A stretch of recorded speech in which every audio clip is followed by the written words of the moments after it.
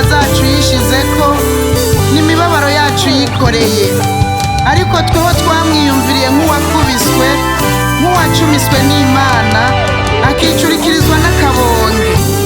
Natigeze kumenyesha Imana yamuhinduye icako gashu,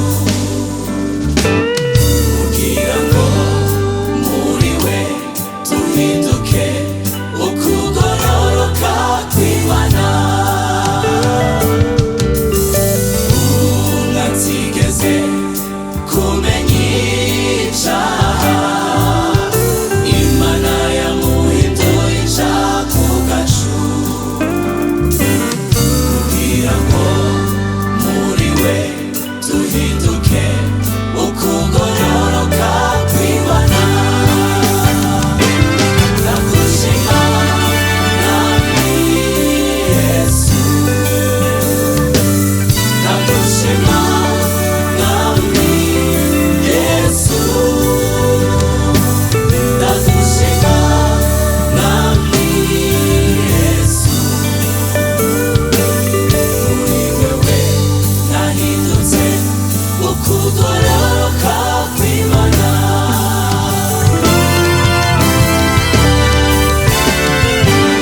Natigeze kumenyesha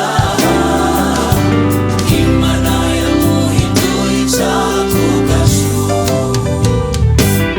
kugira ngo muri we tuhinduke ukugororoka kw'Imana. Natigeze kumenyesha Imana yamuhinduye icako gashu, kugira ngo muri we tuhinduke ukugororoka kw'Imana. Ndagushima Mwami Yesu, ndagushima Mwami Yesu, ndagushima Mwami Yesu,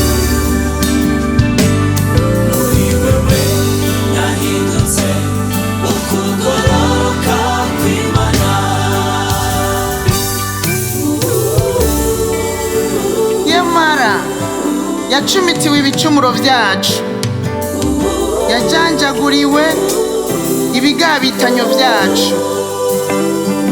Igihano kituronkesha amahoro cyabaye kuri we, kandi imishishagu yiwe niyidukiza.